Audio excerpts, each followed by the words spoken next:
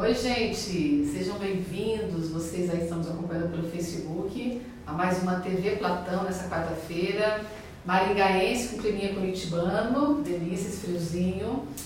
Hoje estamos recebendo o Leonardo Pacheco, advogado, mas nós já combinamos aqui quebrar o protocolo, né, Léo? Não tem protocolo. Léo, seja bem-vindo.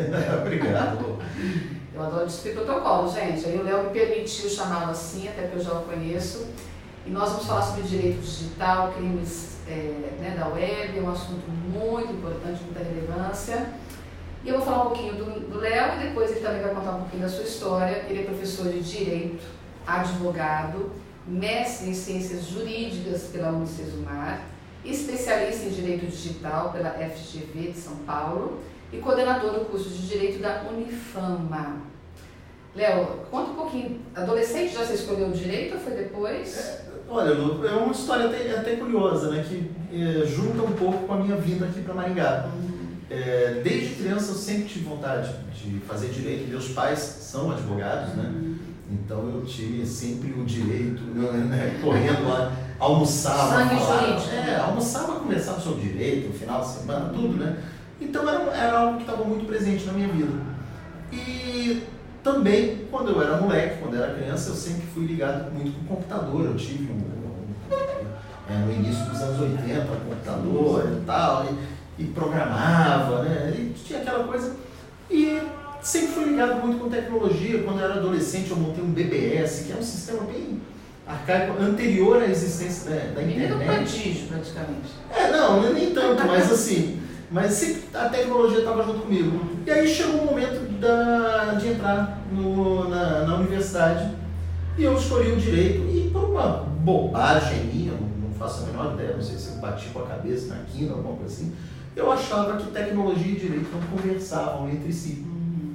E acabei deixando a tecnologia de lado, comecei a focar nos estudos jurídicos mesmo, me formei. Trabalhei, me especializei, trabalhei no escritório de direito tributário, que coisa chata, né? De direito tributário, e o tempo foi passando, vim para Maringá, trabalhei aqui, montei um escritório só de direito tributário aqui em Maringá, e com o tempo apareciam para mim processos, causas, amigos, coisas, as pessoas me perguntando, falando sobre casos envolvendo tecnologia. Léo, me ajuda, você que entende da tecnologia, poxa, o que eu faço? Deu esse insight que é possível juntar. Exato, aí foi uma expressão que eu ouvi aqui em Maringá, que o cavalo não passa encilhado duas vezes, né? Aí eu acabei embarcando, já tem, sei lá, 13, 14 anos isso, né? E passei a me dedicar exclusivamente. E aí você foi em busca dessa especialização? Exatamente, exato. Passei a trabalhar exclusivamente com direito digital. Participei também, antes mesmo da faculdade, eu participei do projeto piloto da Embratel, que fui um dos primeiros usuários da internet comercial, internet de escada no Brasil. Tudo isso estava junto, né? Eu já estava juntando dois conhecimentos que eu achava que eram distintos entre si, né? Mas no fundo eles se complementam, né? A tecnologia, eu tenho o primeiro artigo científico que se escreveu sobre direito e tecnologia é um artigo da década de 30. Sim, nós comentamos os bastidores. É um artigo da década de 30 que falava sobre uma máquina, obviamente mecânica. Que é tecnologia, né? Que utilizava para você pesquisar decisões judiciais, em que local do arquivo lá deles estavam as decisões judiciais. E já se falava nisso. Hoje, o título desse artigo até era jurimetria. Hoje, um dos ramos do estudo das novas tecnologias do direito é a jurimetria, você fazer uma métrica das decisões judiciais. Ou seja, já na década de 30, no século passado, já estava se pensando nisso, né? Léo, mas de alguma maneira, eu não sei precisar, talvez nos últimos 10 anos, a gente pode pensar com as redes sociais, porque eu sempre faço uma cronologia pensando talvez no Facebook. O Twitter, eu não me lembro de tanta confusão a partir do Orkut. Do Orkut, né? Não, o Twitter já tem muita confusão. Mas com o advento do Facebook, eu não lembro o ano dele, mas deve ter pelo menos uns 10, Eu entrei em 2011, não sei qual foi o ano. Mas as redes sociais, elas são cíclicas, né? Tem rede social antigamente era o MySpace. Mas eu percebo que, assim, a gente vai discutir aqui hoje de privacidade, do que é crime, porque essa linha tênue, acho que é, né, assim, um desafio para vocês das leis, né? Não são vocês que fazem as leis, mas que tentam interpretá-las e usá-las em favor dos clientes, porque eu até já vou pular um pouquinho a minha pauta aqui. Desculpa a pauta. Desculpa, só para a pauta aqui.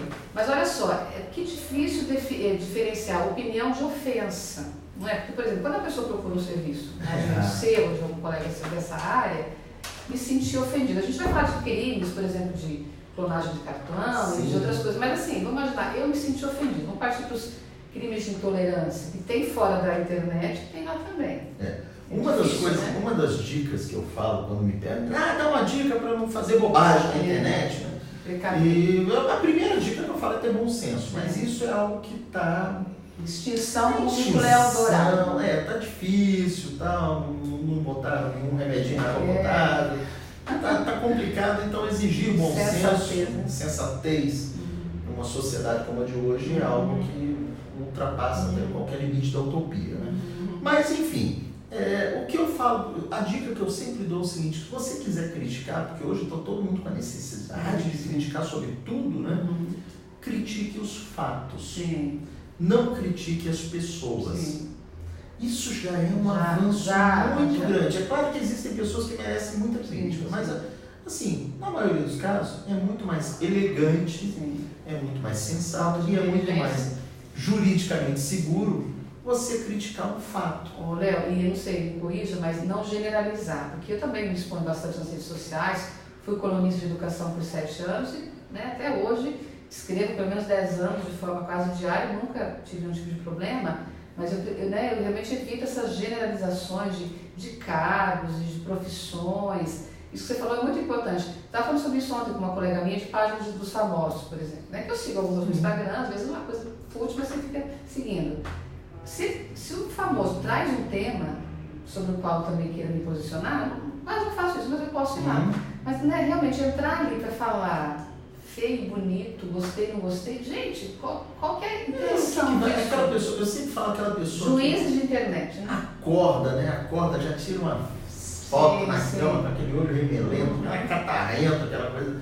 Bom dia, grupo. Cara, que a vida dos outros vai mudar, porque faltou o teu bom dia, que não sei o que. Qual é a relevância, né? A pessoa fica. Deixa as nossas tias que falam bom dia. Não, mas as pessoas se dão uma relevância, uma importância. A minha mãe, quando brigava comigo, ela virava e falava: recolha a sua insignificância, né? Essa frase é ótima, eu morro de medo também, né? Eu recolha essa sua insignificância. Todos nós devemos, eu mesmo tenho. Às vezes me pergunto: Léo, o que você acha do negócio do Neymar lá? O Neymar tem a vida dele, eu tenho a minha, rapaz. Eu tenho coisa mais importante para preocupar na minha vida do que da vida dos outros. E eu falo que perde-se tempo, investe tempo, né, em algo que não é relevância. Léo, uma palavra que não tem a ver com tecnologia, com redes sociais, é privacidade, concorda? Gente, há pessoas que clamam pela privacidade na rede social, como assim? Tem perfil na rede social. Tem até uma coisa que é interessante, porque um dos argumentos que as pessoas falam, né, se fala muito sobre privacidade, uma das frases que alguns defensores, eles viram e falam o seguinte: eu não tenho nada a esconder. Você está mentindo já. E tem até um estudioso americano, o Daniel Solov, que é um cara, uma autoridade no mundo sobre privacidade na internet. Hoje é espetacular os estudos dele. E ele tem um trecho no livro dele que ele fala o seguinte: olha, sempre quando alguém vira e fala que não tem nada a esconder, eu pergunto: tem cortina na tua casa? Banheiro tem porta? Ou é teu banheiro de vidro? A história da vida ser um livro aberto, conversa fiada. Balela, essa conversa fiada, isso é bobagem. Assim, às vezes o que você tem a expor é insignificante para os outros, é insignificante até mesmo para você e tudo mais, você não dá uma relevância para isso. Mas há momentos em que a nossa privacidade deve ser resguardada, deve ser protegida. Mas assim, por exemplo, não existe segurança, né, na web. A pessoa, eu estou na rede social, eu quero uma privacidade. Já não tem. Se ela está ali, já não consegue manter isso. Existem níveis de segurança. Existem pessoas que têm. Eu tenho contato, eu utilizo com muita. Eu sou um hard user, que chama, né? Eu utilizo com muita frequência as redes sociais. E assim, tem pessoas que eu converso, eu brinco, até frequento, né? Porque são pessoas próximas, que eu nunca vi o rosto, que eu não sei onde mora. Às vezes a gente não clica na foto, você realmente perde até a noção da fisionomia. Porque ela se protege, porque ela é uma pessoa reservada. Mas no trato, no dia a dia, nas conversas, você vê que é uma pessoa sensata, que não está utilizando aquele pseudônimo ali como um escudo para fazer o mal, para fazer algo ruim. E essa privacidade também, hoje em dia, é muito relativa, porque o que eu vejo, hoje nós estamos no seguinte momento: você quer aparecer nas redes sociais, você tem que pagar, você tem que impulsionar a tua publicação, você tem que fazer isso. Já tem muitos anos que até não é frase não é minha, de um colega meu, e esse colega falou que vai chegar o tempo que a publicidade vai ser o padrão. Você quer se esconder, agora pague.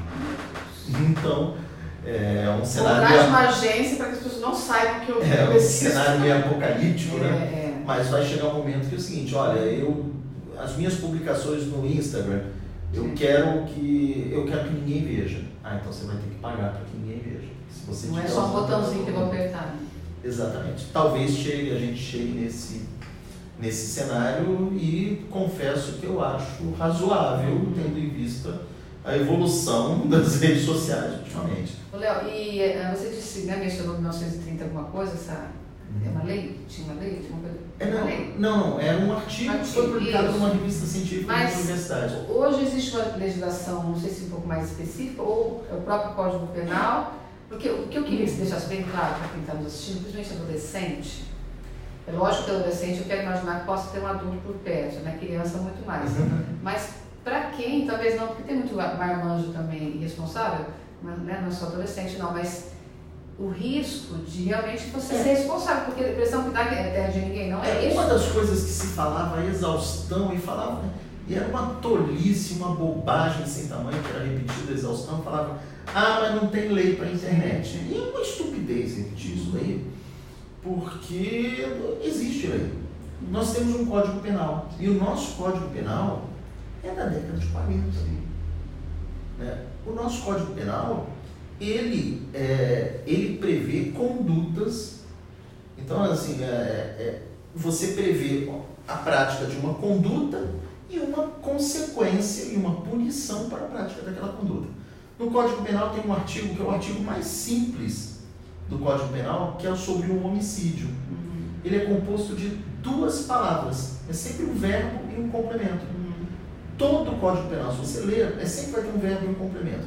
E o homicídio é matar alguém. Pena de 8 a 20 anos. Aí tem as circunstâncias que são agravantes e tem as circunstâncias que são atenuantes. Mas enfim, você tem ali um matar alguém, verbo matar, e o complemento alguém. Então, se alguém mata alguém, ele está sujeito a pena de 8 a 20 anos, por exemplo. Nem sei quanto é que eu estou chutando, mas enfim. Você vê que sem matar com um martelo, é matar com uma corda, matar com um revólver, matar com um picador de gelo, não é nada. É matar que é o importante. O meio que se pratica esse ato é irrelevante. Porque o importante é o quê? É o que você fez, não a forma. Então nós temos assim os crimes contra a honra, que é a injúria. Injúria é quando eu estou ofendendo, estou brigando com você, eu te xingo, eu estou te injuriando. Faz diferença se eu estou te injuriando verbalmente, se eu escrevi uma carta, mandei pelo correio, ou se eu mandei por um e-mail, ou se eu mandei pelo WhatsApp. Para quem foi injuriado pode ser, mas para a justiça não. Zero de diferença. E aí, a mesma coisa para quem ameaça, para quem está caluniando, para quem está difamando, não muda nada. O núcleo do cometimento daquele crime é o injuriar, é o ameaçar, é o difamar. Então, tudo isso você vê que a forma não vai. Quando que a forma se torna um diferencial? Internet. A gente acha, por exemplo, eu estou aqui nesse estúdio. Tem só 3 pessoas nesse estúdio. Só que estamos sendo filmados. E esse registro é para sempre. Ainda que alguém, ainda que assim, vamos apagar a transmissão depois, nada impede que alguém já tenha gravado, nada impede que alguém baixe, sei lá, dê um print, fez alguma coisa. Então, uma das coisas que eu sempre falo, e eu sempre, quando eu vou com alunos meus, com pessoas, eu falo muito pela necessidade da gente se adequar às palavras. Muita gente fala, tem uma postagem. Eu não uso a palavra postagem. Eu falo publicação.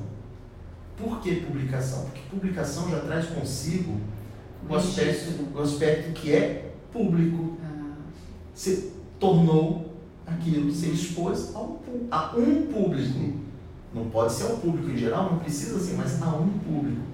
Se eu estou falando em um grupo do WhatsApp, se eu ofendo alguém, posto uma foto constrangedora de alguém, alguma coisa assim, eu estou tornando público aquilo dali.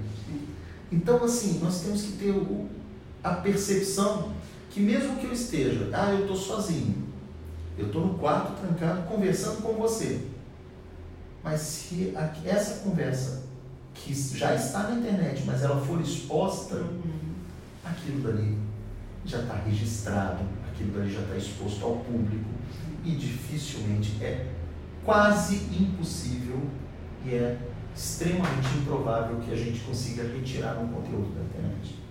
Mas aí a pessoa, quando ela, por exemplo, registramos entre nós, mas aí o crime acontece quando sem o meu consentimento, e aí não é só para foto, não é só sobre o caso lá, qualquer coisa. Qualquer coisa. Então, quando eu digo publiquei, entre nós, mas aí a partir do momento que você, sem o meu consentimento, torna isso, manda para Mas não precisa ter sido eu. Alguém pode ter invadido. Mas aí eu já me torno vítima. Nós dois. Sim. Se alguém. Nós temos uma conversa. É uma conversa sensível nossa. Nós estamos falando de um plano de dominação mundial, de um projeto que a gente tem. Estamos tendo, inclusive. Exatamente. Não foi à toa que eu usei esse exemplo. Se a gente está falando de um plano de dominação mundial, projeto que a gente tem para fazer um negócio bacana, que tem que ser inédito, para a gente ficar, enfim, milionário. Sim, é um desejo nosso. Eu também quero isso.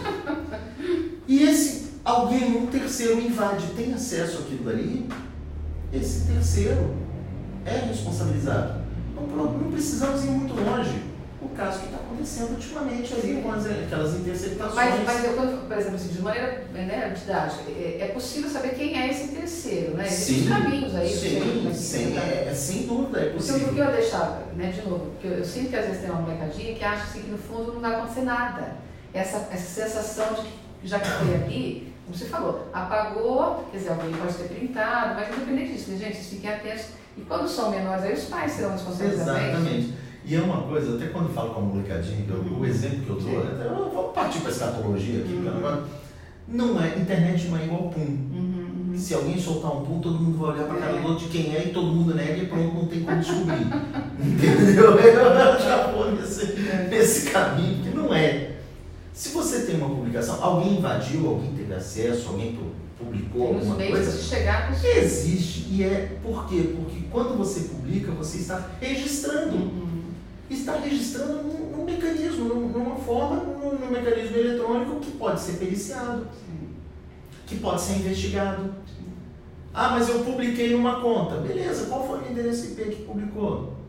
E aí sempre tem um mais esperto que fala, não, porque eu estou usando o tal do VPN que conecta não sei onde, que faz o reroteamento, que vai no proxy, que vai... Cara, vai dar um pouquinho mais de trabalho.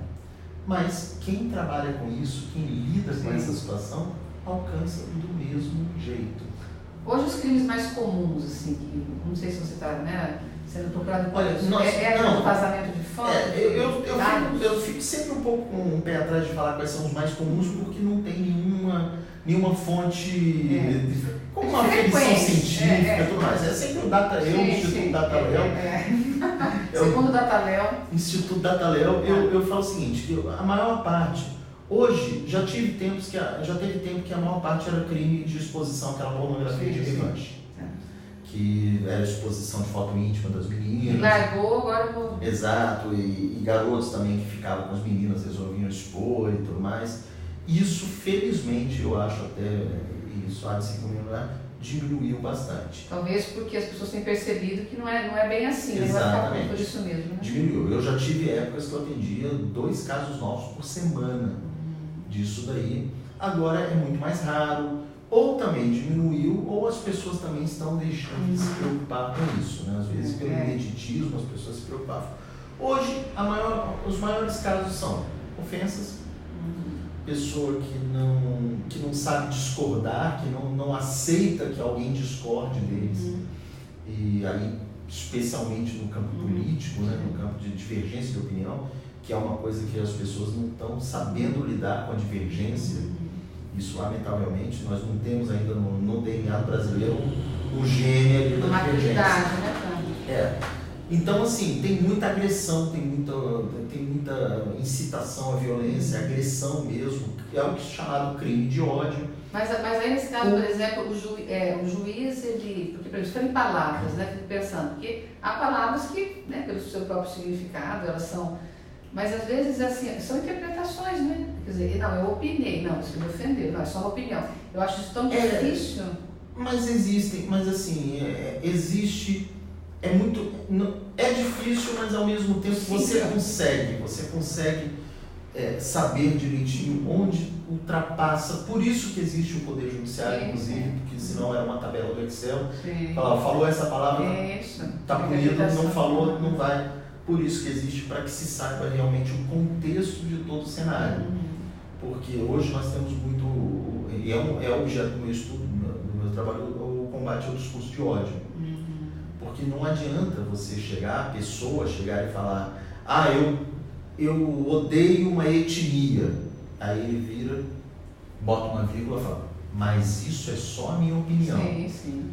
Cara, se tua opinião causa mal, causa dissabor, prega a extinção, a diminuição de alguém, de algum grupo, isso não é opinião, isso é agressão. Né? Então nós temos que verificar com muita cautela, botar para o judiciário verificar isso daí, né? E o judiciário é o mais adequado para verificar se houve ou se não houve se ultrapassou o limite da liberdade de expressão.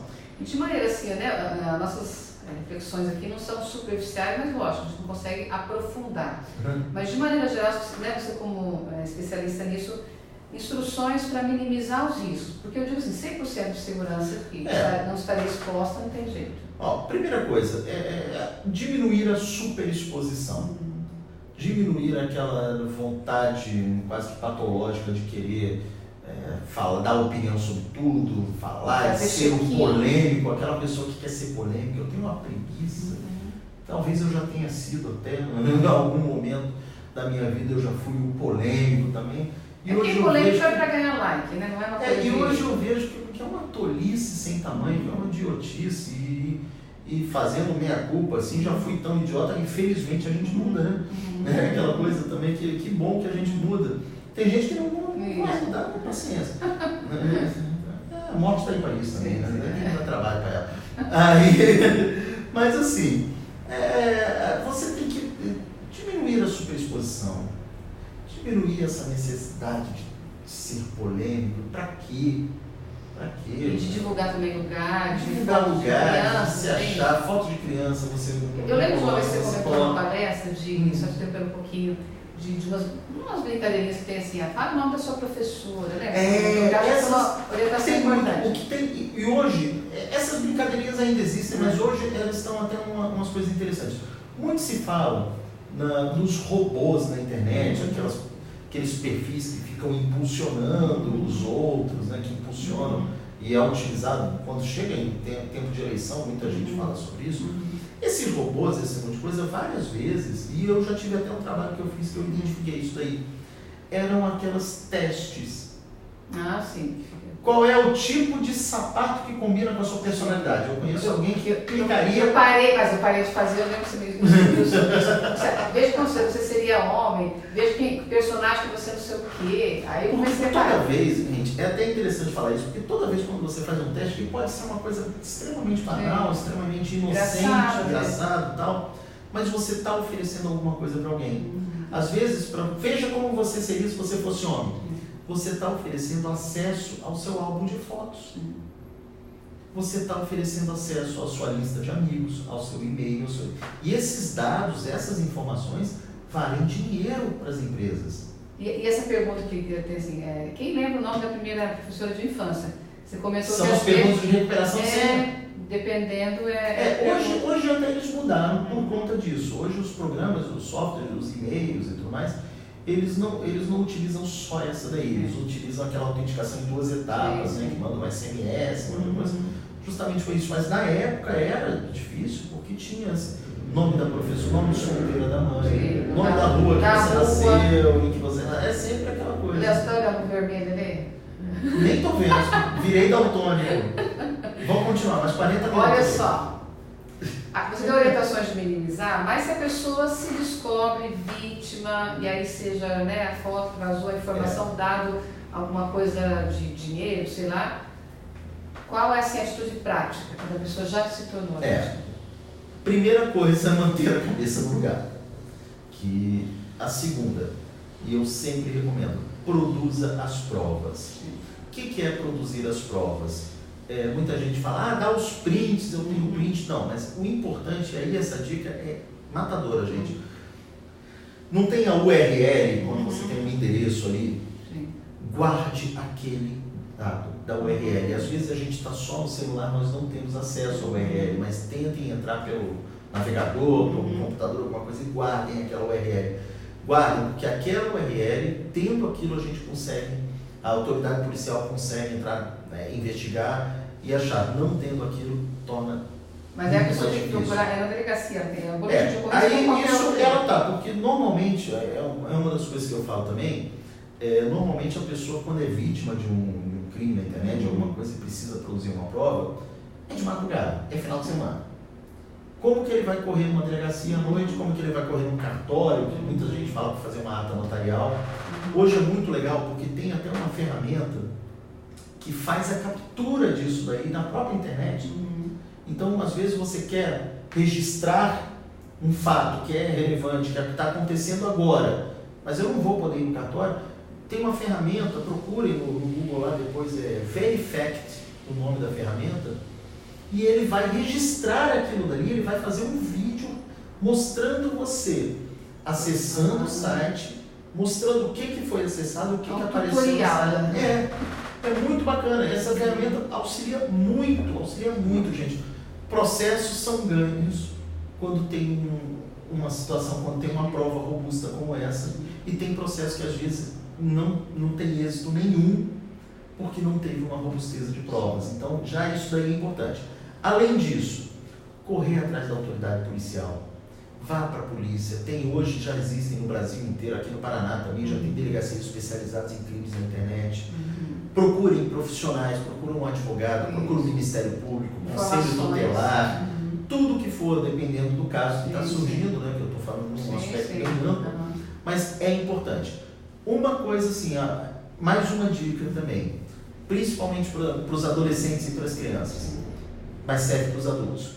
Sempre quando tem alguém querendo passar a perna no outro, o primeiro conselho que eles falam é o seguinte: não conta para ninguém. Sim. Só entre nós. Só entre nós. Eu já tive um cliente, uma vez que eu atendi, que o cliente recebeu uma carta falando que um programa de televisão sorteou, escolheu ele como vencedor de não sei quantas barras de ouro. Mas aí que estava o negócio, que justo ele falou, olha, parabéns, você ganhou segredinho só 50 barras de ouro. Mas não conta para ninguém da sua família, porque a gente quer fazer um programa que é pegar todo mundo de surpresa. E aí, esse golpista pediu, olha, para receber suas 50 barras de ouro, não sei o que, você tem que fazer um depósito de tantos mil reais na conta. E o cara ingênuo foi lá e depositou. Justamente. Queridos, antes de nós encerrarmos, né, Bel, só reforçar também de quanto que os adultos, né, gente? Eu sei, a gente não consegue também uma vigilância 100%, mas, olha, desculpa, adulto tem que ficar atento, porque a molecadinha não tem essa condição, esse discernimento. Esses são... Senha do celular da molecada. Esse é um dos vários deveres da paternidade, da maternidade, né? É o dever de vigilância. Eu já tive pessoas que eu convivi, por mais que eles me falavam, olha, meu filho, enquanto meu filho não fizer 18 anos, ele não é sustentado por mim, eu não sou responsável pelos atos que ele comete. Então, enquanto isso, eu quero saber com quem que ele está conversando, o que ele está conversando, o que ele está usando da internet, o que ele tem dentro do computador, o que ele tem dentro do celular dele. E aí, é uma coisa que, assim, muita gente fala, até mesmo os psicólogos, né, eles falam, mas em resguardar a privacidade e tudo mais. Não é o caso de invadir privacidade. A pessoa tem que ter, o adolescente e a criança tem que ter a privacidade dele, mas de acordo com a sua responsabilidade. Então, monitoramento. Em muitas histórias a mídia sempre traz, tiveram finais, vou dizer felizes, mas não tiveram finais trágicos, porque os pais perceberam a tempo, aí eles comunicam a polícia, né? Gente, tem muita coisa que a gente não vai conseguir falar hoje, pedofilia, o cyberbullying, muitas histórias, mas de qualquer maneira, ficar atentos, porque a molecada fica bastante, a gente também, né, Léo? Não são só eles que gostam da tecnologia, mas ali, ó, anteninhas. E não é só, se me permite só falar uma coisa, e não é só a exploração sexual também. Às vezes, assim, o pai trabalha, diretora, imagina, o pai é diretora do financeiro de uma empresa. E aí os caras estão querendo chegar no filho para atingir o pai, chegar, olha, vem cá, você sabe qual é a marca do carro do teu pai, como é que é um monte de coisa? Nunca se sabe, gente. Canja de galinha, nem cautela, nem prudência não faz mal a ninguém, realmente, vamos ser prudentes. Deixa eu só registrar algumas participações. Opa, aqui. Vamos lá. A Graziele Martins, a Suzana Maria Machado Gomes, a Márcia, a Denise Sampaio. E registrar a opinião do professor Toninho, nosso diretor. Beleza. Parabéns, em tempos de mídias sociais, torna-se fundamental entendermos os limites nossos e dos outros. Muito bem, né, Toninho? Excelente entrevista. Estamos nos acompanhando. Léo, temos que fazer uma parte 2. Vamos fazer, me chama, o risco que vocês têm... Você como Sidney Magal, me chama que eu vou? Me chama que eu vou. Não, o risco que vocês têm quando vocês me convidam para os negócios é que eu venho. Ai. A gente marcou faz tempo, mas olha, presente, o Léo e eu já nos conhecemos há algum tempo, tive o privilégio também de entrevistá-lo em rádio, né, no tempo. Exatamente. Eu sou jornalista, viu, gente, mas gosto de uma comunicação e ele também, por isso que a gente está falando bastante. Léo, obrigada, viu? Muito obrigada pela generosidade. Eu só retribuo. Então, e aí, se alguém, né, a gente tem o contato do Léo, tá na nossa página também, se alguém ficar em dúvida ou tiver alguma história para compartilhar, né, fique à vontade. Eu quero encerrar, antes de falar da semana que vem, uma frase que eu tirei de um texto do Zé Cabaleiro, compositor, chamado A Rede Idiota, que não demoniza a internet, a gente não quer fazer isso, né, Léo? Jamais demonizar, a gente tem que ter bom senso, nós somos os adultos da história, mas o Zeca faz uma reflexão sobre esse mau uso da internet, sobre essa covardia, sobre pessoas que se escondem para fazer mal para as pessoas. E ele diz assim, não sei o que vem por aí, é cedo para vaticínios sombrios, mas posso antever um mundo povoado por covardes anônimos e cheios de opiniões, que é essa estupidez sobre a qual falamos, né? Mas, gente, a internet não criou estupidez, tá? Ela só escancarou, está jogando na nossa cara, assim. Mas ela já existia, que estava mais escondida. Mas, enfim, vamos ficar sempre atentos. E na semana que vem nós vamos conversar com a nossa aluna do SEMI, Isadora Dourado, que foi nossa aluna do terceirão ano passado, e está no SEMI agora, e vivendo os preparativos do vestibular. Olha aí. E nós vamos conversar um pouquinho com ela sobre todos os bastidores, né, o foco, a determinação, enfim, vamos falar de um tema que tem a ver com muitas pessoas que estão nos assistindo agora também. Nós esperamos vocês na próxima quarta. Obrigada, Léo. Até uma próxima e a gente se vê. Até mais.